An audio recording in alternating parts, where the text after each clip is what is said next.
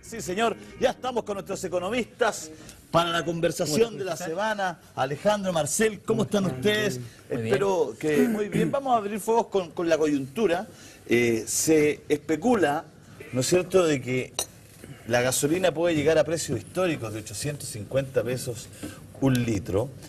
Muchos dicen que este impuesto específico, alrededor del 47% son impuestos. En los combustibles. De un litro de benzina, el 47% son platas de impuestos. Dicen que es fácil de recaudar, etcétera. Pero muchos han dicho que, y vos es bastante experta, que este es un impuesto que debe seguir porque es un impuesto para los ricos. ¿Cuál es su opinión al respecto, Alejandro? ¿Cuál es su opinión al respecto, Marcelo? Nosotros lo habíamos hablado las semanas anteriores cuando estuvimos hablando con, y lo hablamos también que este mismo discurso tenía el exministro Velasco. Y pusimos un ejemplo muy sencillo acá en donde refutamos que era un impuesto específico, era para los ricos, porque si el litro de benzina sube en forma importante, el que más insensible al precio es el rico. Por ende, si una persona que gana 15 millones de pesos le suben el litro de benzina de 700 a 5.000 pesos, el tipo lo más probable es que siga ocupando auto. Claro, le va a salir mucho más costoso, pero tiene una serie de externalidades positivas. El tipo no va a tener tacos, va a llegar rápido a su lugar de trabajo, no se le va a gastar su automóvil. Y por otro lado, la persona a la cual sí la clase media, a la cual sí le pega y sí le duele el bolsillo con cada subida, ¿no es cierto?, de este impuesto específico a los combustibles, en un momento determinado va a tener que dejar de ocupar el automóvil. Entonces, es absurdo pensar que es un impuesto para los ricos. ¿Tú no estás de acuerdo con esa afirmación, Marcel? ¿Tú? No sé, fíjate, yo de repente pienso que... Lo que pasa es que el impuesto filosóficamente, la inspiración debería ser un impuesto para los ricos. Debería ser sustantivamente, incluso si fuese así, más alto.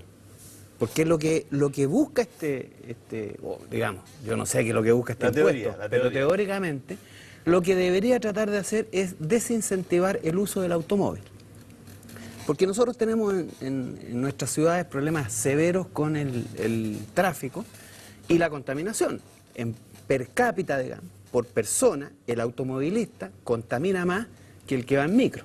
Porque la micro tenéis que dividirla por los 50, 60, 100 y no sé cuántas personas que van adentro. adentro. Contamina la vida a las personas, porque se demora 3 horas en llegar a la casa. Sí, digamos. ese es una externalidad, pero que no es contaminación ambiental, digamos, ¿no? Entonces, el objetivo del impuesto es el desincentivo del transporte privado para disminuir los problemas de tráfico y para disminuir la contaminación ambiental. Ese sería el objetivo. El problema es que, como dice Alejandro, el nivel de ingresos que tienen hoy día los ricos es tan alto que da lo mismo, digamos. Son insensibles. Es tan grande la brecha, digamos. Son insensibles, ¿no? Por lo tanto van a seguir andando en auto. Por lo tanto no cumple el objetivo de desincentivar el uso del automóvil. Habría que subirlo muchísimo más para que efectivamente tuviese ese impacto. Ahora, el problema... terminar comiendo una lechuga 5 lucas. El problema es que esto no solamente es un impuesto para los ricos, ¿no? O sea, mayoritariamente, filosóficamente uno podría decir tiene ese objetivo, pero afecta de manera contundente, importante y significativa a las clases medias, si es que queda todavía clase media en Chile, a los más pobres, a los que usan el transporte público, a los que compran insumos, productos, bienes, ¿no?, que tienen el valor del impuesto en el transporte y en consecuencia en el precio final del producto que adquieren. Marcel, porque tú has defendido mucho que una cosa es la teoría y otra cosa es la economía real. Y en la economía real, por ejemplo, en el programa de radio Podría Ser Peor de la Bio que yo hago, me escuchan muchos taxistas. Muchos, pero muchos taxistas. Y una vez yo pedí que un día me llamaran varios, me llamaron como 15, 20, que me dieron su cantidad de benzina que gastaban al mes. ¿Cuánto gastaban al mes? Y ellos en impuestos, el taxista chileno, promedio de Santiago, paga el impuesto específico y el impuesto 250, 230 mil pesos. O sea, él, aparte de todos los impuestos que paga, aparte de pagar educación, muchas veces, o sea, es la colegiatura y los de su impuestos hijo. Privados, digamos. Y todos los impuestos privados. Entonces, que son las utilidades extraordinarias que se cobran en Chile por cualquier servicio que tú hagas. Entonces, cuando alguien dice, yo escuchaba al decano de la Universidad de Chile, decía, este es un impuesto de rico. Yo decía, chuta, ¿cómo le explicáis eso a un taxista que siente que eso le sirve para pagar el colegio, Es un insumo. le sirve para una enfermedad. O sea, Sí, lo que pasa es que ahí está el problema de las generalizaciones, ¿ya? Entonces, yo creo que este impuesto no hay que eliminarlo, sino que hay que aplicarlo de manera diferente. Por ejemplo, al transporte público, el transporte público debería tener exención de este impuesto. No será aplicado al transporte público, al transporte colectivo. Pero perdón, el transporte público de la gente que echa gasolina y benzina, ¿no es cierto?, en las estaciones de servicio, porque ahí se paga el impuesto específico. O sea, el Transantiago y la empresa de claro. buses internacionales, o sea, interurbanos y la aerolínea no pagan el impuesto específico de los combustibles. El impuesto específico de los combustibles se paga solamente en el servicentro, que es una cosa también que es importante que le quede clara a la gente. O sea, la gente, la persona, el ciudadano común y corriente que va y llena su tanque de benzina, él paga el impuesto específico. Pero además de un eso, poco. para terminar la idea, tienes que obviamente hacer exenciones de este impuesto a ese transporte público y buscar la manera como se aplique. Subsidiarlo o algo así. Subsidio, incluso por el hecho de, tú puedes poner una tarjeta, qué sé yo, cualquier cantidad de mecanismos que se pueden aplicar para hacer exento de impuesto al transporte público. Pero además, que esto es muy importante decirlo, estos impuestos que se aplican para desincentivar el transporte privado tienen que ir de la par, a la mano, de un desarrollo de un sistema público de transporte que sea decente, que sea digno.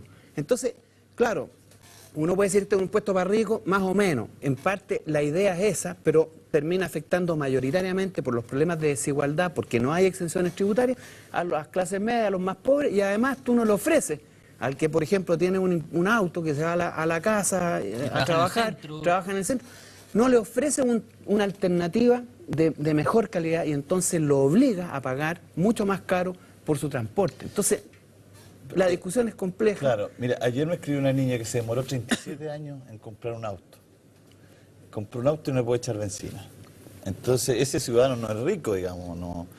Ese ciudadano se compró un auto porque veía una mejora para su calidad de vida. Porque como tú dices, si no va de la... O sea, porque en Chile yo pienso que se aplica el impuesto al revés. Porque uno esperaría que primero tuviéramos un transporte público espectacular, estupendo, y después dijeran, vamos a poner impuesto específico, porque es tan espectacular esto, vamos a desincentivar y todo. Pero acá es como al revés, o sea, le ponemos todo este impuesto y púdrase. Lo que pasa es que es importante también recordar el génesis, acuérdate que... Ese es el tema. Púdrase. Lógico, o sea, porque dime una persona de clase media, honesta este país, prefiere ir en el taco, porque los más puristas dicen, no, es que hay mucho tránsito, prefiere ir en el taco, Sentado cómodo, seguro. sentado, escuchando la radio, escuchándolo a usted cuando da una entrevista, ¿no es cierto? Pero no sé si se seguirá tranquilo manejando. Pero prefiere ir en su autito, en el taco, con congestión, con todo lo que le dicen, no, es que la congestión, desincentivar, que verde, que el smog, a ir en un transporte público que se demora 2 horas y media en llegar a su casa. Perdona. Sí, lo que pasa es que es importante también que dentro del análisis que está haciendo Marcel, también es importante que destaquemos que el génesis del impuesto específico a los combustibles nace para la reconstrucción del país del año 85. En teoría era para mejorar calles, para mejorar infraestructuras viales que se habían visto deterioradas en un terremoto que pasó hace muchos años atrás y en el cual también el costo, porque los impuestos específicos son porcentajes de que se recargan los impuestos del valor neto del producto. Pero ahí el valor del crudo era muy distinto de lo que está costando hoy día el barril. Entonces, obviamente hace que se transforme en una carga sumamente pesada, principalmente para la clase media de este país, el pagar, ¿no es cierto?, lo oneroso que significa este 47% de impuestos. Tiro una pelota a la cancha, un centro para Marcelo y para Alejandro. Pero la gente de ADICO, la Asociación de Distribuidores de Combustibles de Chile, ha dicho, si este impuesto se le cobrara, porque recauda aprox 2.000 millones de dólares.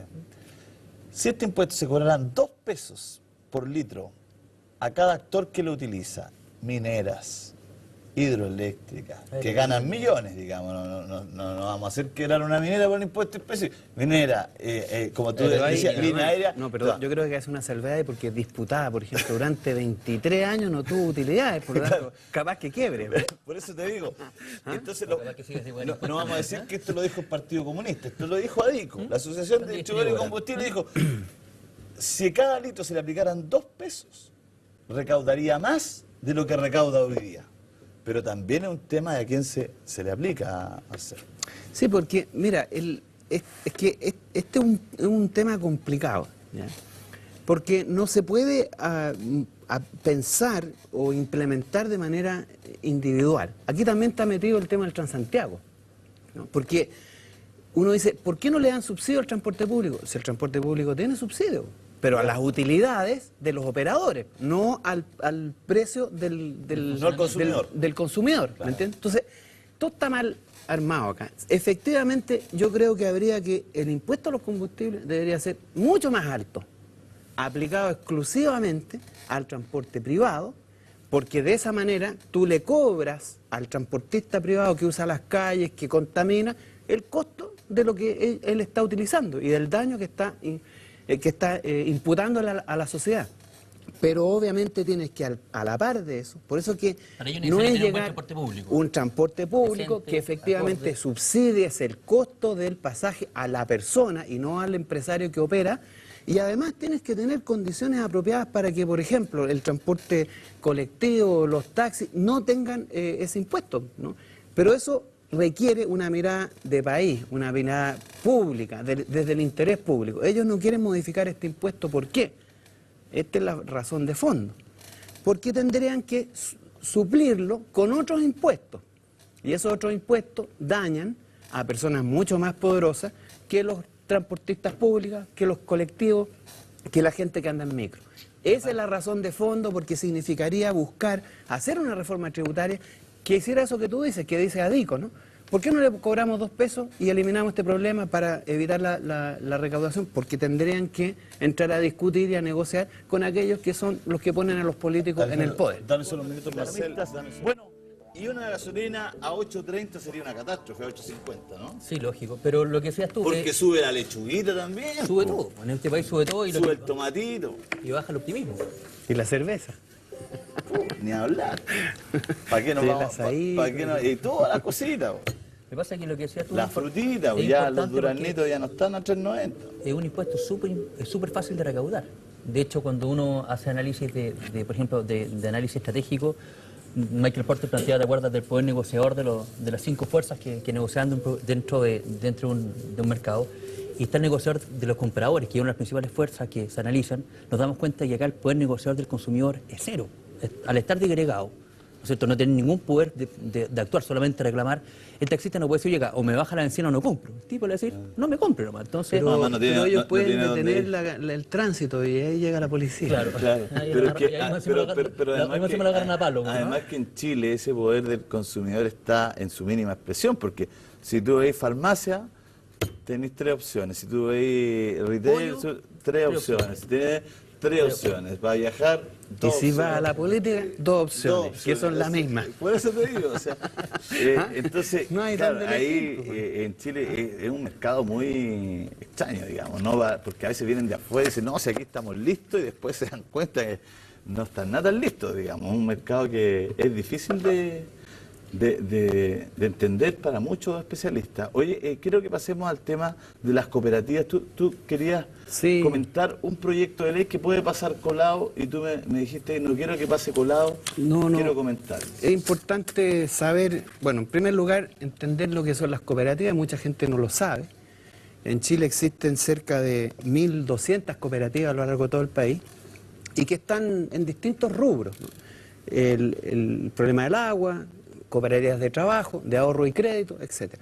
Estas son cooperativas, son formas de organización económica que de alguna manera intentan competir, entre comillas, con la forma lucrativa, sociedad anónima, responsabilidad limitada. Son asociaciones de personas, básicamente con un objeto bien determinado, que se apoyan a través de principios de la solidaridad para resolver el problema del ahorro, el problema de la producción, de la distribución de agua, de la distribución de insumos agrícolas, etcétera. Bueno, hoy día hay una ley que lo que va a hacer, entró el 4 de enero del 2012, que intenta modificar y cambia de manera importante la forma de organización cooperativa. Por ejemplo, las cooperativas de ahorro... ¿Era una cooperativa? La cooperativa Carabineros, sí, claro. No era. Sí. Sigue siendo Copeuch, para que la son gente todas cooperativas. No. Hay algunas que de son... agua, PIR, que parte así, creo... Y que resuelven problemas importantes en sectores bien marginales de la sociedad. Claro, por lo tanto, no llegan... y que de alguna manera son competitivos respecto a la lógica del lucro. Aquí la lógica es la solidaridad. Lógico, se reparten utilidades en esas cooperativas. Y que no tienen utilidades, sino que tienen lo que se llaman excedentes o remanentes, digamos, ¿no? En general, no, y de hecho no están afectadas al impuesto a las utilidades. Ahora, ¿qué pasa? Hay varios cambios importantes. Por ejemplo, las cooperativas de ahorro y crédito el capital mínimo para tú crear una cooperativa de ahorro y crédito va a pasar de 1.000 UF a 10.000 UF. O sea, tienes que tener 200 millones. Y si esa cooperativa llega a tener un capital de 400.000 UF, tiene que ser supervisada, regulada por la superintendencia de banco. O sea, hay una presión, una exigencia, una reforma a la ley que va a obligar a las cooperativas de ahorro y crédito, que es una alternativa a los bancos. Esta es la lógica de esto, ¿no? Alternativa a los bancos no quieren ninguna competencia, van a tener que ser reguladas y tienen que comportarse como banco. Normalmente, de acuerdo a la ley, del excedente que restaba de las cooperativas, solo las de ahorro y crédito tenían que constituir una reserva legal, ¿no? Ahora todas las cooperativas, 20%. O sea, tú te puedes imaginar una cooperativa de trabajo que tratan de resolver un problema agrícola, que tienen muy pocas ganancias o muy poco excedente, que se lo reparten como su salario, ahora van a tener que guardar un 20% de eso como una reserva legal. Entonces, todas estas modificaciones apuntan a limitar, a debilitar el movimiento cooperativo, a debilitar la organización cooperativa que existe en Chile y que de alguna manera ha permitido resolver problemas de pobreza, falta de ingresos, etc. Y de funcionamiento eficiente en muchas áreas. Exactamente. Entonces, aquí el llamado es a pensar en esto, que la gente lo entienda, que se informe sobre esto, y a los parlamentarios a que no dejen pasar esta ley, que lo que va a hacer es limitar y obviamente darle mucho más espacio al mercado lucrativo que a las alternativas solidarias de... Podrían desaparecer, digamos, un buen chileno. Y ya están desapareciendo. Sí, claro. Ya están desapareciendo. Porque con todas estas restricciones son tantas las exigencias que le van poniendo. De hecho, por ejemplo, otra modificación importante es que la ley actual establece que un socio no puede ser dueño más del 20%. Ahora puede ser hasta el 40% y hasta el 80%. Por lo tanto, en algunas otras cooperativas, las que tienen menos de 20 socios, tú vas a poder nombrar un gerente general que va a tener todo el poder. Señor. Hoy día, una junta general es la que toma esas decisiones. Entonces, todo va ordenando la jurisdicción, la legislación de cooperativas para que se comporten como una sociedad anónima cualquiera, una sociedad de responsabilidad limitada y donde un poder importante pueda llegar a capitalizarla y generar las condiciones de propiedad y de relación capital-trabajo que existen normalmente. Vamos a quedar pendientes de esa información. El proyecto se presentó la semana pasada, así que esperar que se demore harto eso los proyectos, o sea, y lo echen para atrás, digamos. Ojalá haya un proyecto bueno, digamos, un proyecto que efectivamente fomente el desarrollo cooperativo, que haya apoyo del Estado para fortalecer estas organizaciones, porque son hoy día en Chile una alternativa. Imagínate lo que significaría cooperativas de consumo. Y una vía de desarrollo social, de equidad social, de poder alcanzar algunas veces elementos que, por ejemplo, de riego, que en ciertas poblaciones sería imposible si no fuera por la ayuda de estas cooperativas.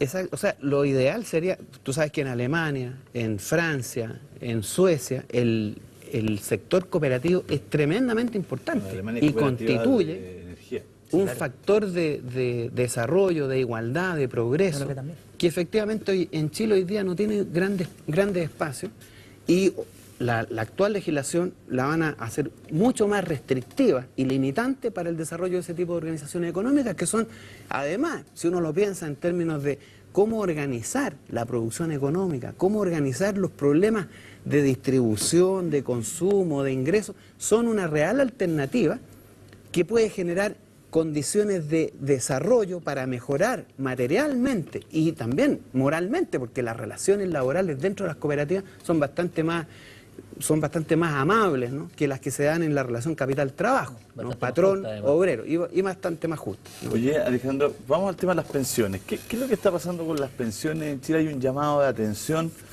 dicen que disminuyen, pero no disminuyen importantemente. Por eso, ¿por qué no nos cuenta un poco? Porque, a ver, nosotros tenemos la estructura donde se colocan los dineros de los chilenos hoy día. Es una colocación en donde hay cierta cantidad de plata que yo puedo colocar en diferentes instrumentos de financiamiento. Y estamos viendo recién que ahí tiene un par de datos, Marcel, más claros de cómo los fondos han caído este año y cómo van a bajar este año las pensiones del año 2012. Esa información es importante.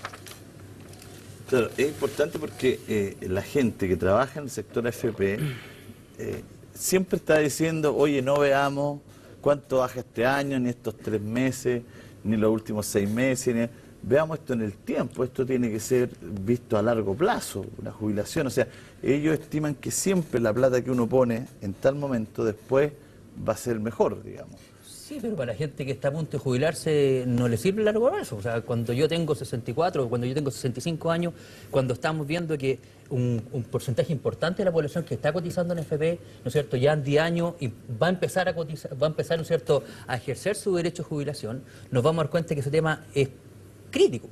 Porque Mira, nos estamos ayudando. aquí hay un consultor laboral, Axel Tapia Martínez, asesor previsional además, que le piden seguramente una información de los cambios en el tope imponible el año 2012, el impacto en las rentas líquidas de pensiones.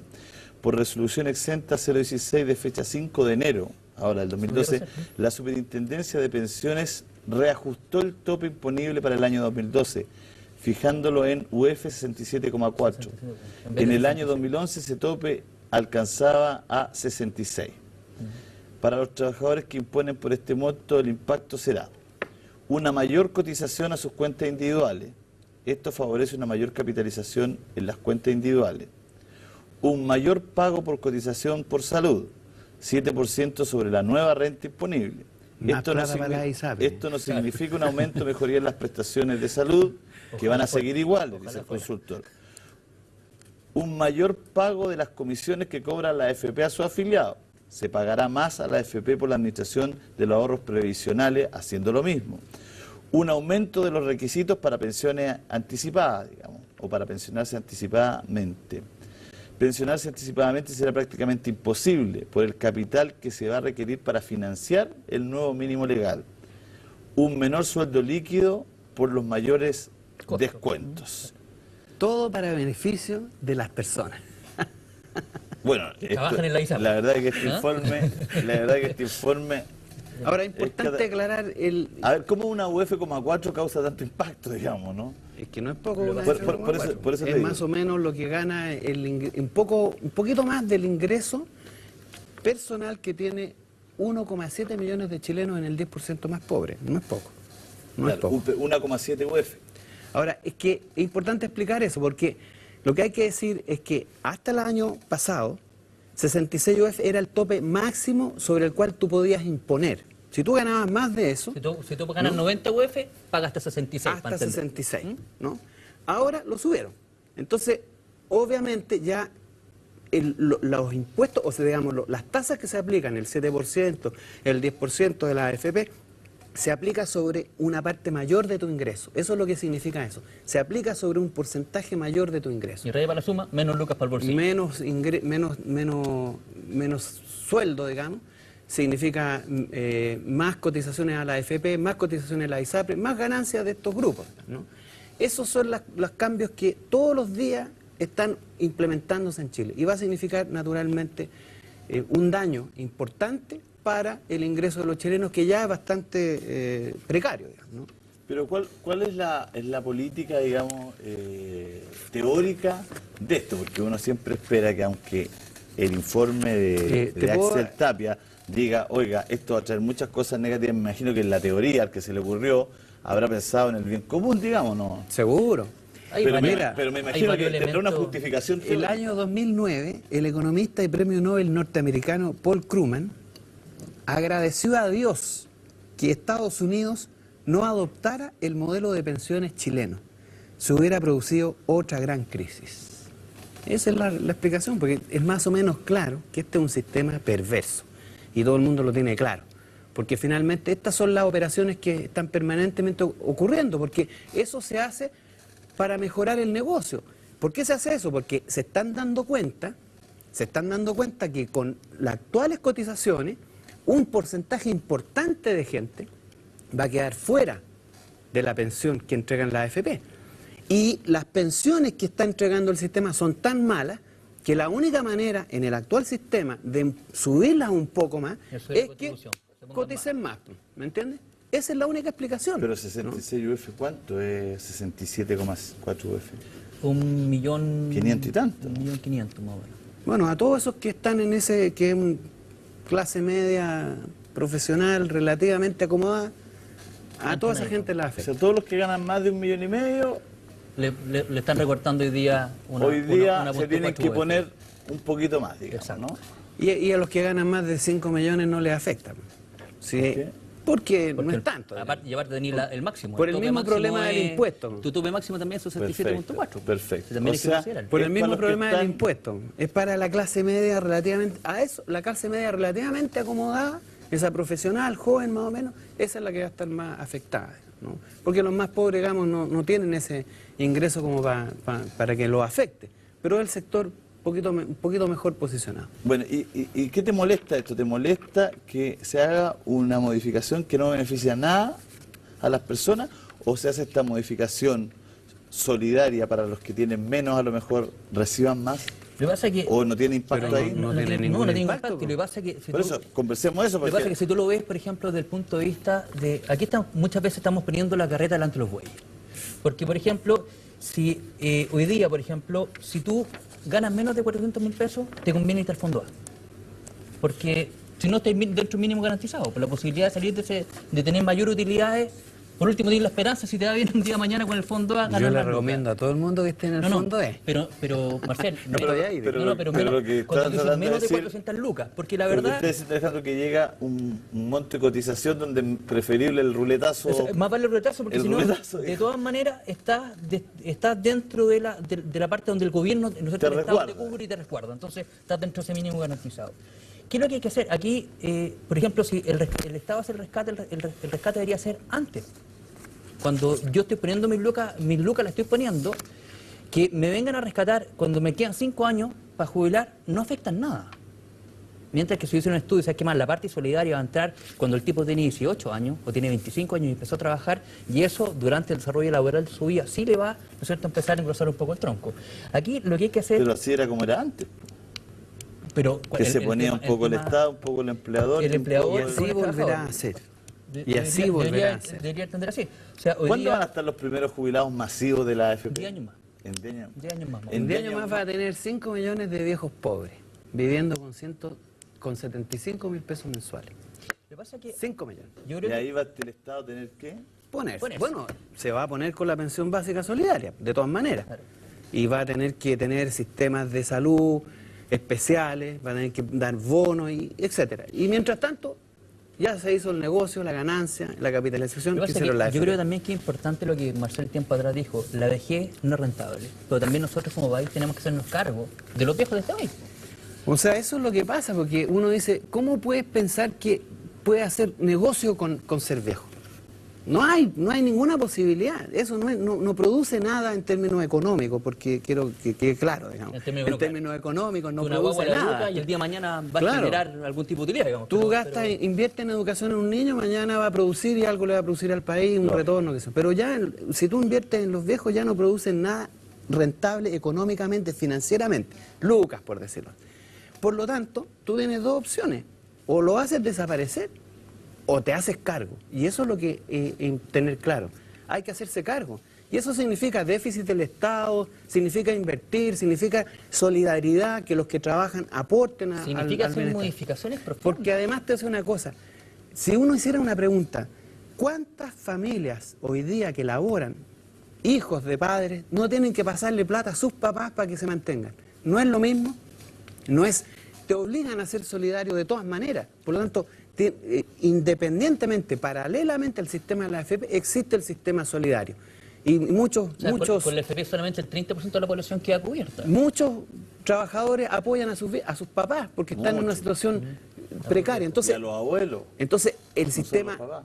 no es tan malo, digamos. El sistema de la solidaridad no es tan malo. Y podríamos volverlo a invertir de una manera en que todos contribuyan. Y no solamente los pobres se repartan la pobreza apoyando a sus viejos, porque en el fondo eso, cuando tú aplicas la solidaridad desde los sectores más pobres a los padres que son pobres, entonces es repartirse la pobreza, ¿no? Pero yo creo que esa es una arista, la solidaridad. Lo otro, hay que hacer una administración más eficiente, en donde haya verdadero análisis financiero. Nosotros lo que hacíamos, este análisis... Aquí están los resultados. Acá están los famosos resultados. El Fondo A tuvo un retroceso del 11.36%. En un año. En un año. El Fondo B, una caída del 7.7%. ¿No es cierto? El C, un 3.95%.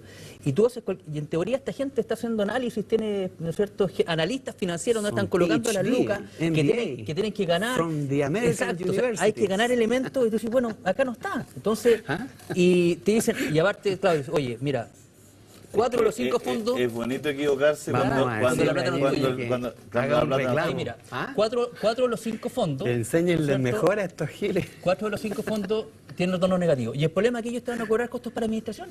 Claro, por eso Entonces, digo. ¿sabe qué? Señor, lo lamentamos, hicimos mal la pega, pero de todas maneras usted tiene que pagarme porque yo le administré la plata, aunque me he equivocado. Y tú le no pagas tenía por ninguna eso. intención. Por eso le claro. estás pagando, para que te hagan perder plata. Esa es la brutalidad de esto. Tú le pagas para que te hagan perder plata. La segunda modificación importante, hay que, ¿no es cierto?, hacer una administración más eficiente en donde hayan consecuencias. Consecuencias en todo sentido, cuando hay especulación, cuando hay manejo, cuando hay A mala ver, me compra. gustó eso de las consecuencias. Deme solo un segundo. Tengo que ir. Sacar un calculito aquí, tú dijiste, pero ¿qué es lo que es 1,77? Hicimos una- Aplicado al 8% a Provida. del ABC1, que el ABC1 en Chile es más o menos un 8% de la población. O sea que partamos de la base que esa gente gana más de, El millón ese. de este famoso 1,5 millones. Provida solamente, que tiene 3,5 millones de afiliados. Aplícale el 8% a 3,5 millones de afiliados, multiplícalo por esa UEF, O sea, que el 8%, o sea, el 8% es 3 El millones 8%. multiplicado por CF se da 21.756 millones de pesos de incremento para el sistema. para el sistema. Eso es, Al Solamente mes, en Provida. 22.000 millones Al de mes, pesos. y solamente Al para mes. Provida. Multiplícalo por 12, multiplícalo por 30, y así. Entonces no es poco, ¿no? Entonces, lo Uno que- más uno, Sí, no, va sumando, va sumando. una Oye, gota y otra gota tú- hacen tormenta. Tú hablabas un poco de que, bueno, que si alguien se equivoca, que tiene que O haber. sea, si yo hago mal la pega, que me canse. Este otro tema, mijo, este es de la FP también, ¿eh? ¿Sí? Los nuevos afilados. Ah, sí, claro. Afiliados, quiero decir. Los nuevos afiliados, los trabajadores independientes, ya vamos a tocar. Ya vamos a viene- tocar ya eso. nos metemos. Pero me parece, ¿tú crees que se puede llegar a la penalidad? O sea, que un ciudadano diga, oiga, yo le pasé a usted toda la plata de mi vida con una promesa, que esto iba a ser mejor. Resulta que hasta ahora esto es peor y yo le sigo pagando a usted. Eso, O sea, sería ideal que por lo menos, si el tipo le está yendo mal, por último que no me cobre comisión, sería como lo mínimo. O sea, oye, me equivoqué, y ¿sabes qué? Que me por la un tema devuelva, po. ético y moral, no, por último, pero no, ético y moral, por último, ni siquiera te lo voy a cobrar. Ya, por esta vez no te lo cobro. Y que ¿No es devuelvan, cierto? po. Tenemos que otra cosa, aumentar el fondo. Aquí el empleador también tiene que hacer un aporte como con un poco antes, porque si no, el fondo no nos llega para la jubilación. Hoy día pasamos de una jubilación que antes estaba compuesta por Estado, por empleador y trabajador, ahora pasamos a uno que es solamente individual. Hoy día yo solo como trabajador, ¿no es cierto?, meto mis luquitas dentro de un fondo de pensiones. Y lo otro, que tenemos que diversificar la inversión de la FP. La FP hay que llevarla a la economía real. Lo hablamos otra vez que pasaba, si una compra del cobre, decía Marcel con la plata de esto. Si tangibilizamos y hacemos viviendas sociales, si prestamos dinero para... que entre las lucas en hacer crecer Chile, que en no la, se vayan en la economía real, que entre la economía que real. no se vayan a comprar Si tú, bonos. piensa tú que el fondo de la AFP es más o menos 130.000, depende el nivel de pérdida que llevemos, pero hasta Hay que sacarla al mes, porque la verdad que cambia. 130.000 millones de dólares. La inversión extranjera en el cobre solamente en 30 años fue 30.000 millones de dólares.